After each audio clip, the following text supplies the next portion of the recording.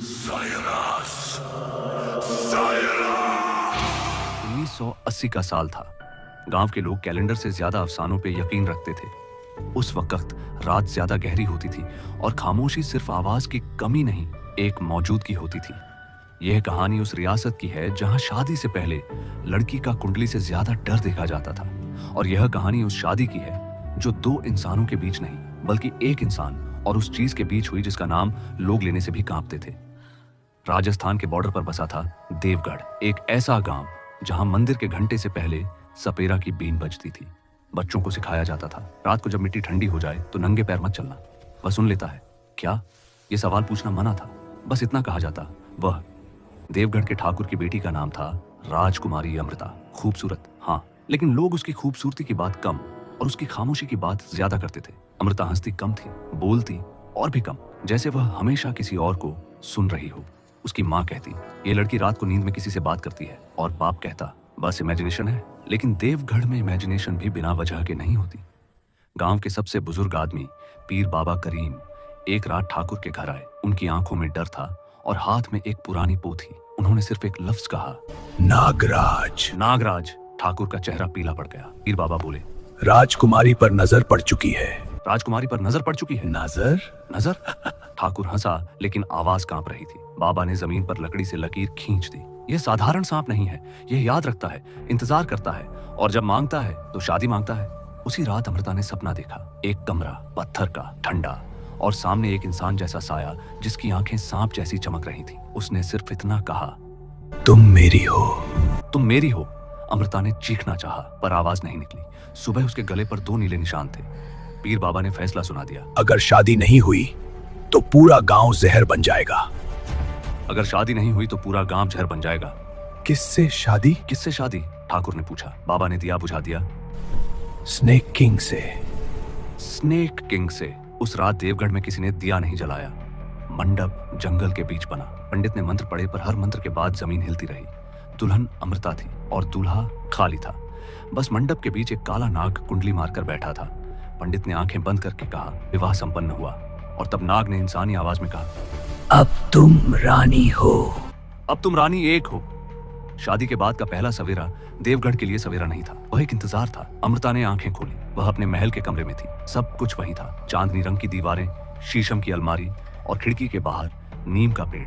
पर हवा में कुछ था, जैसे कोई सांस ले रहा हो बिना दिखाई दिए। उसकी कलाई पर लाल चूड़ा था, पर मंगलसूत्र नहीं। उसकी माँ ने कहा था, यह शादी दुनिया की नहीं है, निशान भी अलग होंगे। अमृता ने जैसे ही पलंग से पैर नीचे रखा, जमीन ठंडी थी, बहुत ज्यादा ठंडी। और फिर उसने पहली बार महसूस किया, वह अकेली नहीं है। महल के पिछले हिस्से में एक दरवाजा था, हमेशा बंद, बिना ताले, बिना पहरेदार। उस दरवाजे के बारे में सिर्फ एक बात मशहूर थी, वह सिर्फ शाम के बाद खुलता है। अमृता को किसी ने नहीं कहा अंदर जाने के लिए, फिर भी उसके पैर खुद चल पड़े। जैसे ही उसने हाथ लगाया, दरवाजा सांस लेते हुए खुला। अंदर ना दिया था ना चिराग, फिर भी अंधेरा नहीं था। दीवारों पर पुरानी चीखों की परछाइयां थीं, और बीच में एक तख्त पर कोई बैठा था, इंसानी शक्ल, पर आंखें सांप की थी। तुम देरी से आई हो रानी। तुम देरी से आई हो रानी। अमृता का गला सूख गया। तुम कौन हो? तुम कौन हो? मुस्कुराहट उभरी। मैं वही हूँ जिसका इंतजार तुम्हारे खून ने पिछले जन्मों से किया है। मैं वही हूँ जिसका इंतजार तुम्हारे खून ने पिछले जन्मों से किया है। नागराज ने बताया, देवगढ़ कभी सिर्फ गांव नहीं था, ये एक प्रतीक्षा स्थल था। यहाँ कभी राजवंश के दुश्मनों को जिंदा रखा जाता था, मार कर नहीं, डरा कर। अंधेरा, सन्नाटा और वक्त। इंसान का डर सबसे मीठा जहर होता है। सांपों ने वह जहर पीना सीख लिया, और एक दिन एक सांप इंसान की याद रखने लगा। वही बना स्नेक किंग। मैं शादी नहीं करता अमृता, मैं जिम्मेदारी लेता हूँ। मैं शादी नहीं करता अमृता, मैं जिम्मेदारी लेता हूँ। देवगढ़ में पहली मौत 3 दिन बाद हुई। एक नौकर जो रात को उस कमरे के पास रुक गया था। कोई काट नहीं, कोई जख्म नहीं, बस आंखें खुली हुई और चेहरा जैसे उसने कुछ ऐसा देख लिया हो जो याद नहीं किया जा सकता। गांव वालों ने समझ लिया, रानी कबूल हो चुकी है।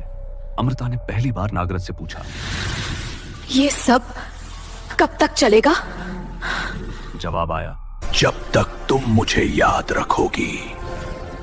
वक्त गुजरा। 1980 का साल 1981 बन गया। अमृता बदलने लगी। उसकी आंखों में डर कम और गहरापन ज्यादा हो गया। लोग कहते, रानी अब सांप से नहीं डरती। सच ये था, वह उसे समझने लगी थी। और जब कोई इंसान डर को समझने लगे तो वह खतरनाक हो जाता है। एक रात अमृता ने फैसला किया, अगर तुम यादों से बनते हो तो मैं तुम्हें भूलना सिखाऊंगी। अमृता ने उस कमरे में आखिरी बार कदम रखा। उसने अपनी सारी यादें एक एक करके दीवारों को दे दी।